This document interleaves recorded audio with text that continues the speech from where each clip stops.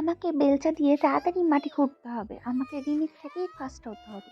এ কি, রিমি তো একটা ডায়মন্ড পেয়ে গেছে। দেখ দেখ রাজকন্যা, আমি কেমন ডায়মন্ড পেয়েছি। লা লা লা লা লা, মেয়ে তো বড়লোক হয়ে গেই। আমার আর কিছুই দরকার নেই। দেখ আমি কি সুন্দর বাংলো বানিয়ে ফেলেছি।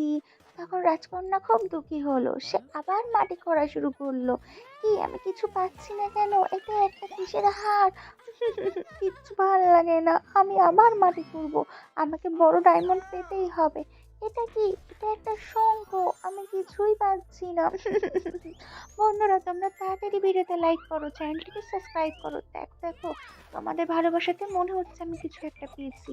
হ্যাঁ, এই তো আমি ক্রিস্টাল ডায়মন্ড পেয়ে গেছি। কি মজা, কি মজা। আমি ডায়মন্ড পেয়ে গেছি, পেয়ে গেছি। এবার দেখো আমি কি সুন্দর একটা রাজপ্রাসাদ বানাবো। এই তো আমার রাজপ্রাসাদ, আমার গাড়ি সবই হয়ে গেছে। তখনই সেখানে মারিও এলো, আর সে রাজকন্যাকে রানী বানালো।